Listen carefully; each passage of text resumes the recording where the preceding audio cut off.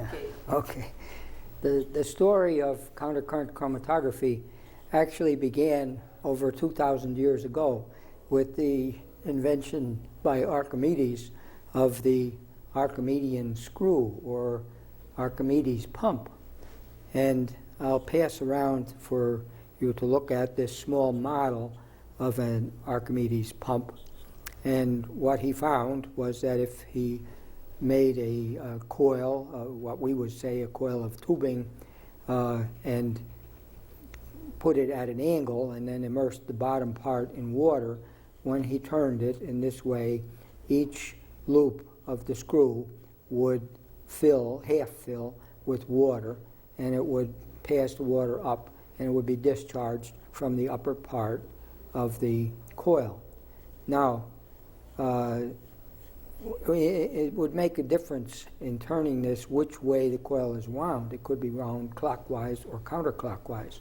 However, counterclockwise and clockwise are ambiguous terms when it comes to describing aspects of countercurrent chromatography because they depend upon which end of the device you're facing. And so Ito, when he later developed the technology, used another means, and he called the ends of the coil the head and the tail. And you'll see in this small model on the bottom, you'll find in the tubing a very small bead.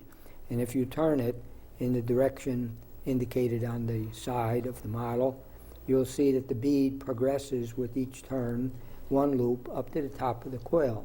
And the coil, the end to which the bead moves, is called the head.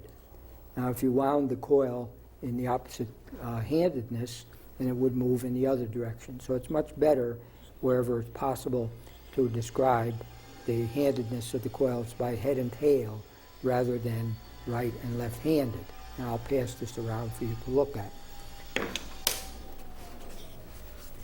There are modern uses of that Archimedes screw. It never did go out of date, and in the lecture I'll actually show another picture of a modern one.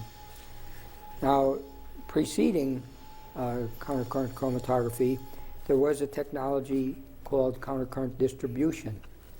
And the name, actually, countercurrent chromatography, Ito assigned by analogy to countercurrent distribution.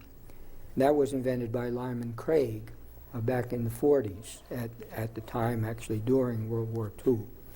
And this is a small model of what that apparatus looked like, and it consisted of two, in the first model, two stainless steel pieces, which had a very closely machined interface. And if you look at it, take it apart and look at it, you'll see that there are holes drilled. This particular one has 6 holes. The first model that he made, I believe, it was larger than this and had 19 holes. And you'll see that you could fill the bottom holes here with it disassembled this way with the lower phase, let's say chloroform, and then you could put the top on, and there were means of holding it tight, and you could then fill the upper part with a lighter phase, in this case, let's say water. And then you could shake the apparatus. There was a means of shaking it this way. And then your sample was put into the tube, first tube, which he called the zero tube. And when you shake it back and forth, the sample would distribute between the two phases. And then you would slip the apparatus over one tube in this way, and that would move the upper phase over one step, and the lower phase would remain. And then you would shake and equilibrate again until it came to equilibrium, and then you would shift it again, and you would continue that until you got to the last tube. And then that was called the fundamental distribution. Now, you could continue it, and they did figure out ways of doing that, so as to get an eluted phase, and that becomes a little bit of analogous to chromatography. However, the two techniques are fundamentally totally different in that this apparatus is actually an equilibrium apparatus. You do mix this until the two phases are in equilibrium, then you shift it to the next tube. Whereas in chromatography, you have a dynamic situation where you don't actually necessarily reach equilibrium. It depends on a number of factors, and we measure something equivalent to these tubes, which we call a theoretical plate. But they are fundamentally different techniques, even though one can model the other. Now, the reason for the name, Craig called this countercurrent distribution, and even though only one phase moved and the other phase remained stationary. And his argument for the name countercurrent was that it didn't matter which phase you were in. If you were in one of the phases, you wouldn't know which phase moved, and so in effect you do have a countercurrent separation. Historically, it proved to be a bad name. There was a lot of controversy over it, but it remained until this day, and it's not likely to change. Now, Ito, when he invented countercurrent distribution, countercurrent chromatography, actually adapted the name from this because it was a similar situation. You had one liquid phase remaining stationary, and then another liquid phase which passed over it. And so it was completely analogous to this. And again, controversy has broken out over the name. But now,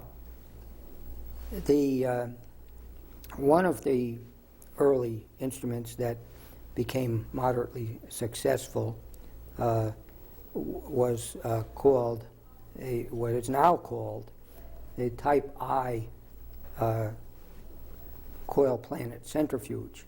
These instruments are all what are called coil planet centrifuges in the sense that there is a coil which is mounted as we would think on a planet on an axis which revolves around a central axis or solar axis if you like, and so it does revolve as a planet. And I have a model here which shows how that happens, and this one is the type, what we now call the Type I instrument, which was driven by a pulley, and the pulley caused the planet to rotate, and usually it's said that it rotates once in each orbit, but if you look at it carefully, you may not agree with that, but I'll explain in detail later why it's said to be one rotation on its axis in each orbit rather than two. If you look at it, you will conclude it's two.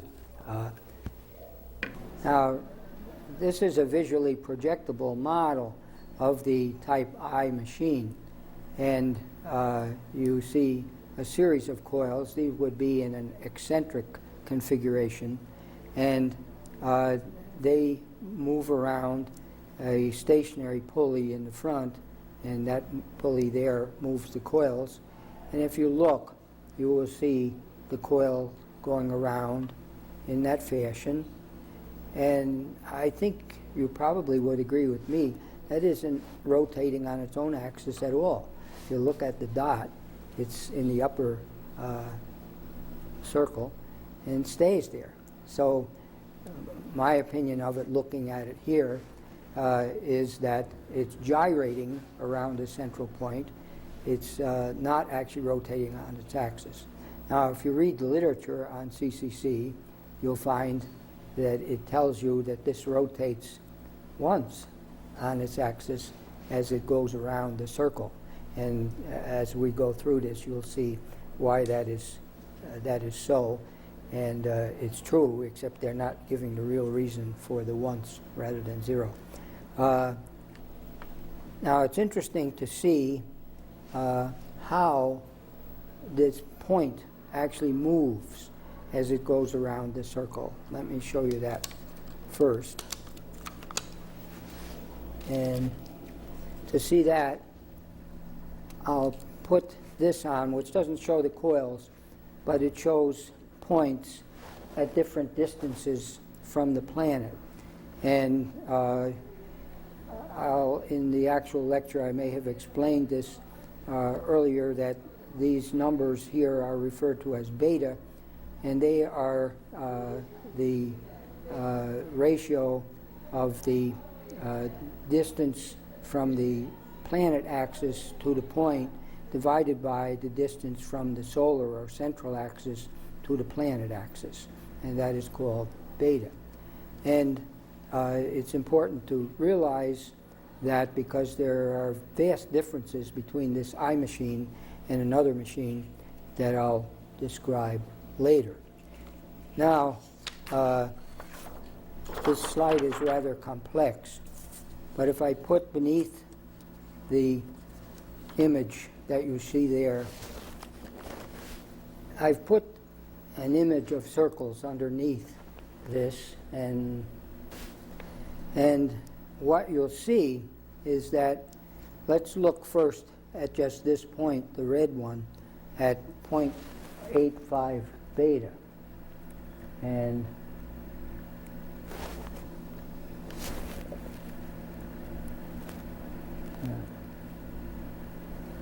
I may not have them aligned perfectly, but you'll be able to see the sense of what I'm saying. As I move it now, what you see is that that red point follows this dotted red circle as it goes around the orbit, like that. Now, I made another red point also on this same beta range. This is also 0.85, but it's on a different position on the particular set of coils. And if you watch it, it's going around this circle.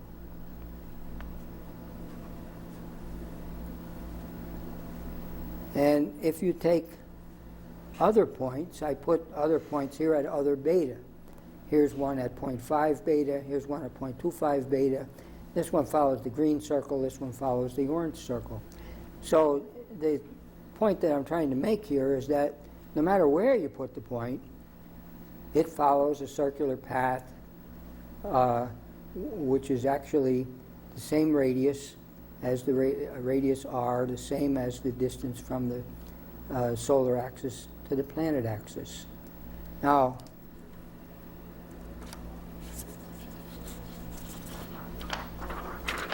because of the circular motion, you get a centrifugal force field formed. Now, it's not the same as a simple field in the centrifuge.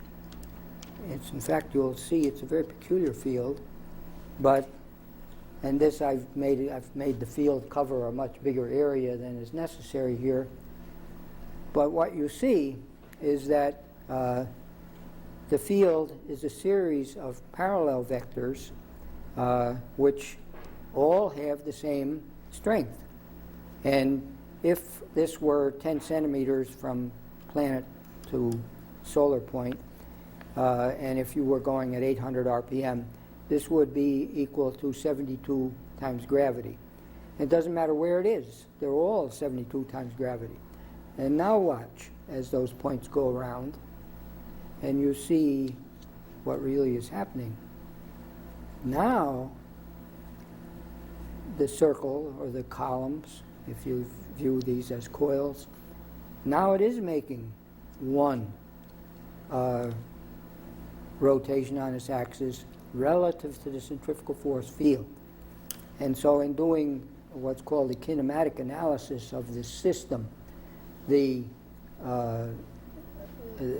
fact that it's rotating once relative to the force field, or you could say relative to the sun. If you stood on the solar point and watched, you would see it's going around once. And if you, but if you stand outside the system like I am, then you're going to say it's not moving at all. Because the solar field is moving, it's going around with the apparatus. And so the important feature is its movement relative to the vector field. Now, this vector field is very complicated. Let me put back on the other overhead that I just had, which shows actual coils, and put the field on again. Now you see the same thing, but with the coil in place there. And now you see clearly it's rotating with respect to the force field.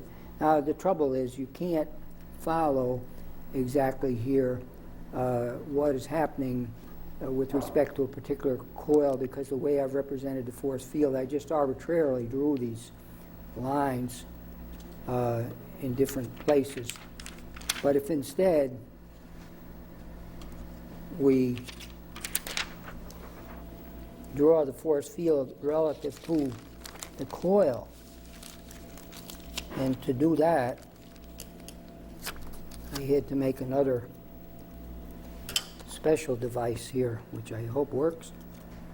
And here we see one of those coils. I made it a little bigger so that you could see it better. And now you see 4 points on the coil, and you see the force field on each of those points. Now this is complicated to represent, so I have to help it show the image that I want. And as this goes around, the force field is going to follow the central arm there, like that. And it's going to stay parallel to the central arm, but you see the coil is rotating relative to that force field. And so in effect, you have a force field that's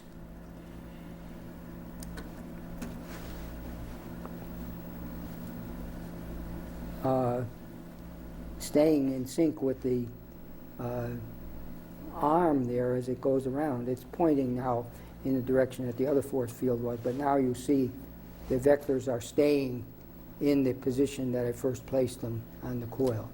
Now this is very analogous to the situation where you would have a coil rotating in a solar, or in an Earth's gravitational field. Let's say that was the Earth's gravitational field and we rotated the coil. That's the same thing as what we're seeing here. Almost. Not quite, because the weirdness about this particular force field is that all the vectors are parallel to one another, and they remain parallel to one another as this rotates. Now, that feature doesn't change as we increase the speed of rotation. The vectors get stronger, but they still remain parallel to one another. That's not the case with the Earth's field. If you rotate a coil in the Earth's field, the coil itself generates a force field, and that causes a distortion of the vectors. So, but it's similar in the sense that the vectors always point in the same direction, and the coil rotates through it. So it's very interesting in that respect. Now you can also see another feature. I'm not sure I can demonstrate this quite as well, and I may not have made the optimum drawing for this. But here's a similar drawing to what I just gave you. But let me see. Here.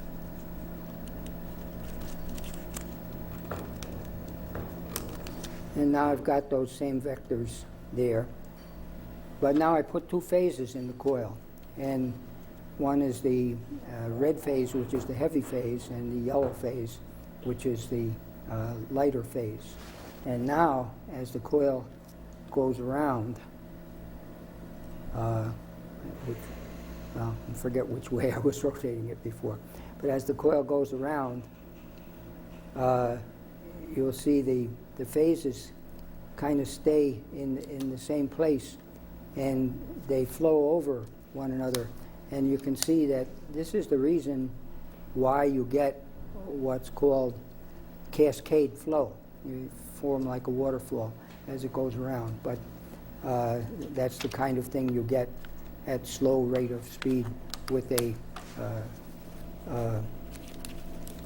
gravitational field as well.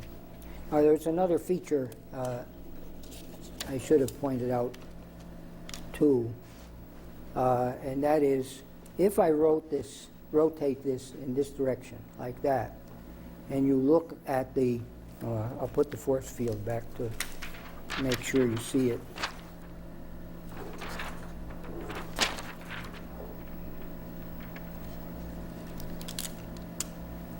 All right, now as I rotate this, the other thing to notice is that is rotating once with respect to the force field, but it's rotating in the opposite direction to the direction that the frame of the machine or the vector field is moving. So it's moving once in each orbit, moving around its axis once in each orbit, but in the opposite direction from the direction of the machine itself. Now this machine, the I machine, and the next one that I'll describe, called the type J machine, are said to be synchronous. And the reason they're called to be synchronous is that each one rotates once in its orbit around the solar axis. However, that unless you represent the force field in this way, it's very difficult to see that, because it's really synchronous because each does rotate once with respect to the force field. The I machine rotates in the opposite direction from the force field rotation. However, the J machine rotates in the same direction. So they do rotate each of them once, but in opposite directions relative to the force field. Now, the last setup they described was the so-called type I machine. And Ito had developed that through almost 1980. In the 1970s, he developed that. I'll point out later that the stationary phase retention in the system is a very important feature of countercurrent chromatography. And it would be better if the stationary phase retention is very high. But it turned out that with the type I coil, the retention was not that great. Sometimes it would approach 50%, but not often go beyond that, and sometimes it was much lower. So he was looking for other features. And another feature that is important about these, and I did forget to mention it with regard to the type I coil previously, but if you look at the coil going around, the leads going in and out of the coil do not twist. And that's why I said it doesn't rotate as it goes around in the orbit. And of course, if it doesn't rotate, it doesn't twist the leads going in and out. So that was an important feature, and the first time that Ito had made a system which had no rotating seal in it. Previous systems had rotating seals. Now, he changed the system a little bit again, and this time, instead of causing the rotation of the planet to occur through use of a pulley, he used a gear in the center and then a gear on the pulley, the gears being identical size. The pulleys were also identical size earlier. Now, this, as you'll see as I go on, is a vastly different type of instrument. It's surprising that every other feature of the instrument is kept the same, except you have two gears instead of two pulleys, and yet it completely changes the nature of the force field in the system. However, it's also a system which doesn't require a rotating seal. And I'll pass around this model, and this is a model of the J machine, and it's indicated on the base here that this is a J. It's gone through different names. You'll see different names on the base of this, but currently it's called a J-type. And this one that I'm showing you now has an eccentric column on it, the same as we just described for the I system. And you'll see the way the leads go through. And you'll see that as you rotate this, the leads leapfrog over one another. This is the incoming and outgoing lead, and they attach to the coil here. But you see, they don't twist. They just leapfrog over one another and remain anti-twisting. So he investigated this type machine starting in the late 70s, actually. And it too, the way he was then investigating it, did not lead to high retention of stationary phase. But there's renewed interest in the I machine now compared to the 80s. Ito mainly pursued the J type from about 1980 on, even though initially it didn't produce a high stationary phase retention. But now there's renewed interest in both machines, and that's why I wanted to describe both, because some of it has to do with the relationship to the stationary force field. And I'll pass that around to people. Now, however, I just mentioned that with the eccentric coils, and even also with concentric coils, concentric with the planetary axis, the stationary phase retention was not that great. So Ito thought about finding a way to increase the retention of the stationary phase. Now, and what he came up with was to, instead of making a simple helical coil, which all the machines up to then consisted of, he made what became called a multi-layer coil, where he wound the coil on a spool which started at about 4 inches in the internal diameter of the spool, and could be extended outward to about almost the radius, which in the instrument he made was a radius of about 10 centimeters. And so that created a centrifugal force field within the coil itself and tended to pull the heavy phase toward the outside of the coil. And it was best usually to arrange it so that the head of the coil was actually at the center, and the heavy phase in that case tended to go toward the tail. In both cases, the heavy phase tended to go toward the tail. But this accelerated its travel toward the tail.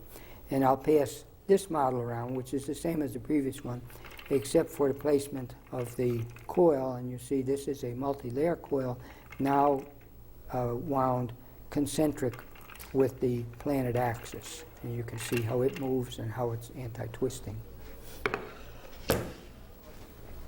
Okay, now let's go on to the projector again. All right, I described before that Ito went to a multi-layer coil, and that's indicated here by a single spiral, but in a multi-layer configuration. And we can see what happens now when we have 2 gears instead of 2 pulleys. If I move this to the right, and notice, well, you'll see that the coil rotates. It's also rotating in the same direction now that I'm turning the rotor here in the center. And another thing you can notice is if you look at the top of the coil here, then you see when we get halfway around, that's on the top again. So in my opinion, viewing it from here, that rotated once on its axis. And if we go again, it rotated the second time. So I've always said this rotates twice on its axis as it goes around.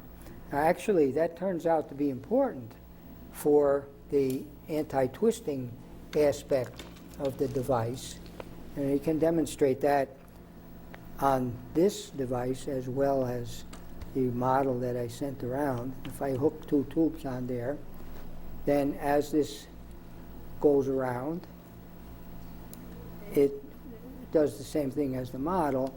The tubes leapfrog over one another and they don't twist. So there, it's important that in fact there are two revolutions. However, in the kinematic studies of this, you'll find that they say it rotates once in each revolution. And as it'll turn out, that has something to do with the rotating centrifugal force field. But let me show you what we see. Now, what you might expect in this, if the red phase was the heavy phase and the yellow the light, you might expect to see something like this, where the heavy phase is thrown to the outside and the lighter phase in the middle. That's not what we see. When we did experiments where the phases were dyed, Ito did the original experiments, and he and I did some photographic studies also. And what you see now is that it's strongly mixing in this area, but not the same as before. Before we had what we called cascade mixing, where heavy phase is being carried up and thrown over like a waterfall. But here we see a wave that's formed down here in this part of the apparatus. And this is very peculiar. Now, the other thing about this apparatus is it holds, with many systems, as much as 90% or more of the stationary phase in the coil. And it gives remarkable separations. So this was a great deal more successful at doing separations than any device that Ito had made up to this time. This was made in about 1980. Now,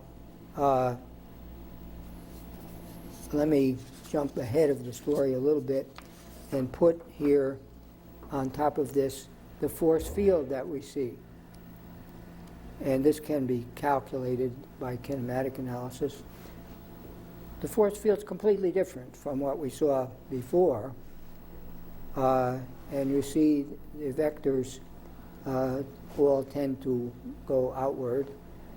This vector is the strongest vector. This vector is the weakest vector pointing toward the solar axis. This pointing away from the solar axis. They get progressively weaker as we go down here until we get to that. And they get stronger again going up to here.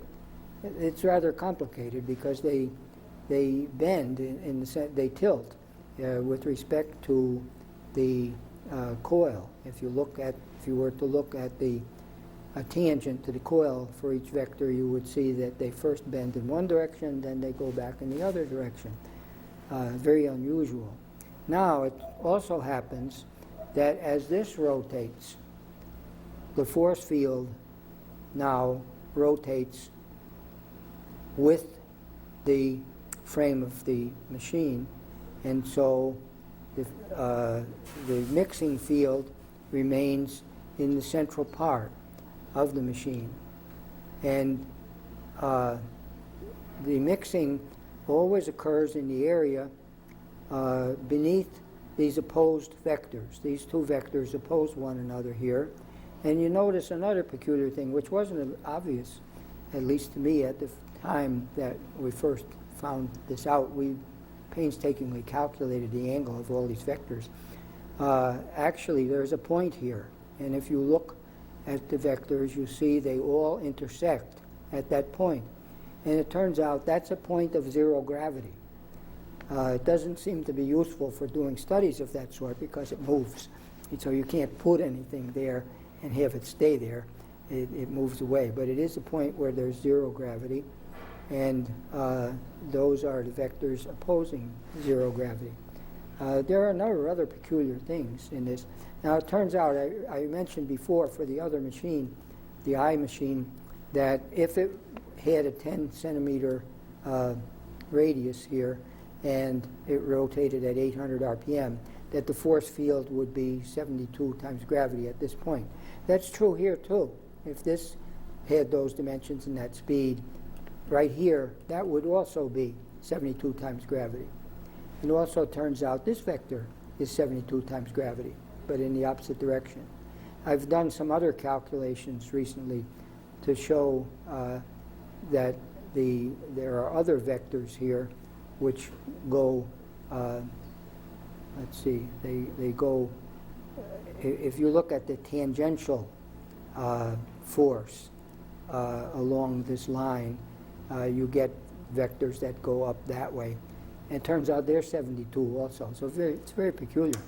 But they're much stronger, whereas this is 72. This one is almost 300 times gravity at the speeds that I mentioned. Now, let me indicate a couple of other features of this. There doesn't seem to be any good sequence to do this in. But let me put down another force field on top of that one. This one is the force field at 0.5, and this is a scale diagram. And that's the force field at 0.5 beta.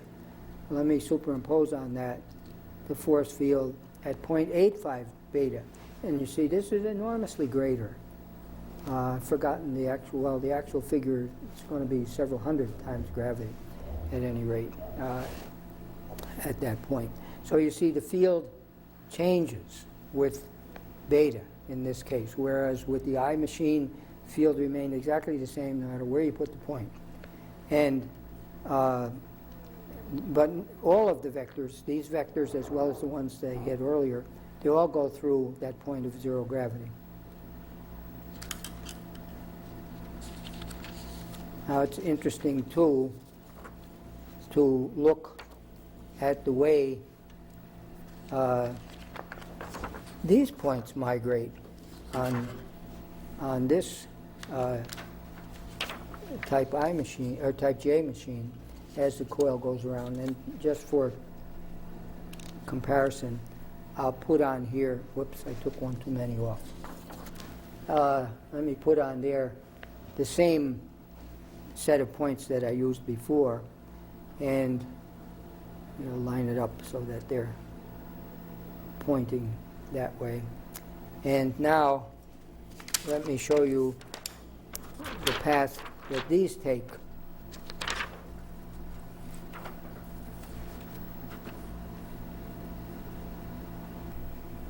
Yeah, I think that's lined up pretty close. You'll see where they go. Now look first at the 0.85 point, which is the farthest one out, the red point and the red line. And you see that as this goes around, now it's going on a really complicated path. It's going around, now it takes a loop, goes around the loop, and actually goes back up. So that's why you get only, well, it turns out, if I didn't say so before, it's rotating once with respect to the force field, or once with respect to the rotating frame. And part of the reason for the difference between 2 and 1 is going backwards here when it goes through that little loop, at least at 0.85. Now, if you look at the other points, for instance, the 0.5, which was the one I showed you the mixing for, the green line, that doesn't make the loop. It goes around the green line there. It just comes to a point and then quickly reverses and goes back around. The orange line, which is 0.25 beta, actually goes around and makes kind of a flattened circle. That way it doesn't have a loop or anything. Now it turns out that point of zero gravity is there. It's on that orange line right there. If you change things and go below 0.25, you get a different situation, which I won't go into.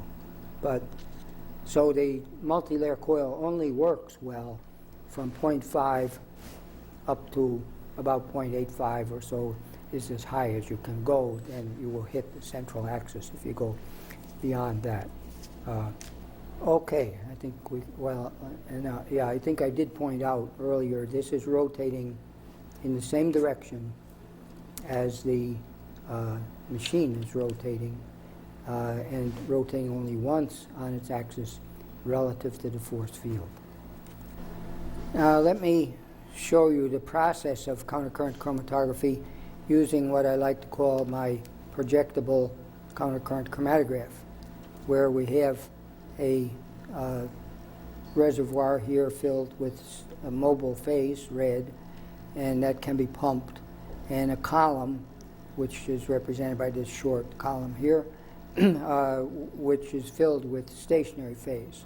And as we pump the mobile phase, we'll reach a point where now the mobile phase has passed through the column, and that amount of mobile phase that's entered the column at that point and is about to emerge is equivalent to the mobile phase volume of the column.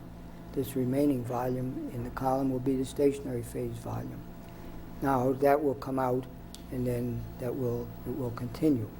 Now let me change the slide that's in there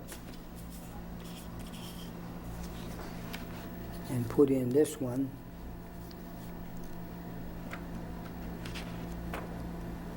Which begins looking just like the one I had before, but now I've got it marked. That's the mobile phase volume.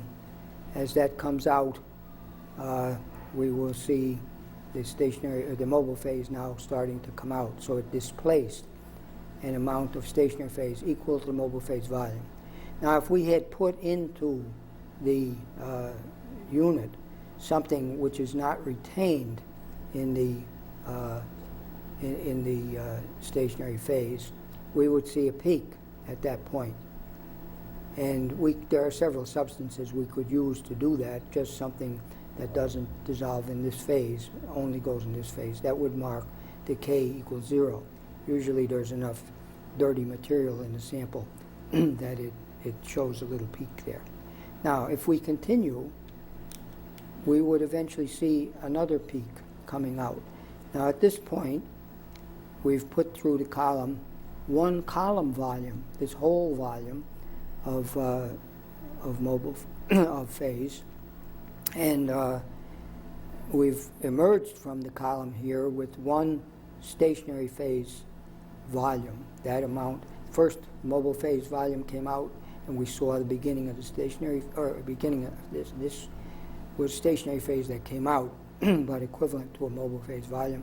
Then we saw the actual mobile phase coming out, and now when we get to a column volume, the sum of those two, we see something coming out, K equals 1, where K is a partition coefficient. And then we keep going, and when another stationary phase volume comes out, we see K equals 2 at a stationary phase volume later.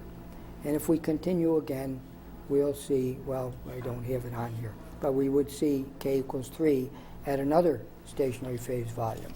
And if you remember those fundamental facts, you already have the equation for countercurrent chromatography, and that is this. And here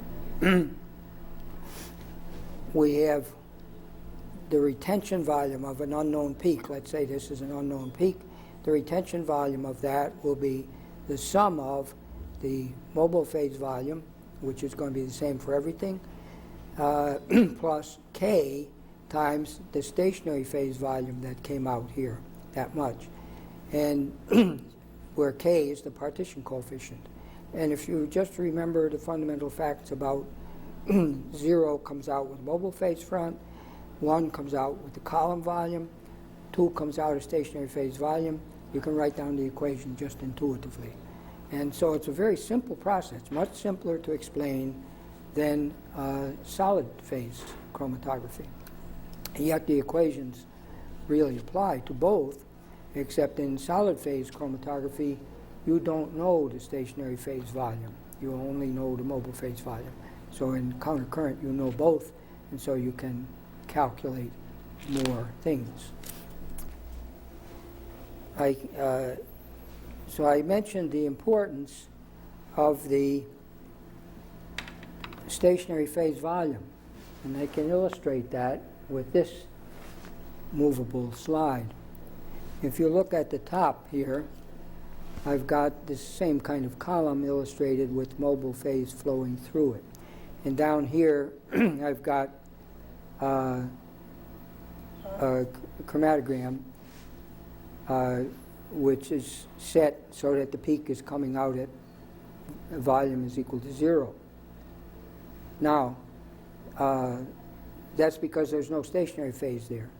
If we put in some stationary phase, like this, we begin to see peaks coming out.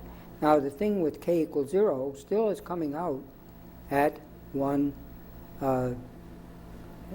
mobile phase volume. But as we increase the amount of stationary phase here, you see the peaks spread apart. And so that's why it's important to have high stationary phase retention, because the higher the stationary phase retention, the greater will be the separation between these peaks, and the better will be the resolution, until, of course, we get to the column which is almost filled. If we have it all filled, then that would be the maximum resolution we could get from that particular system, and it would be spread out such as this. One is still coming out with one stationary phase volume, but the others, one is at 0. And you can look at this and you can say, well, if something came out here, that would be a partition coefficient of 0.5. If it came out here, it would be 2.5. You can see, just looking at the chromatogram, what the partition coefficient is. And the partition coefficient, of course, is the concentration in stationary phase divided by the concentration in mobile phase for the analyte, whatever one it is that you're considering.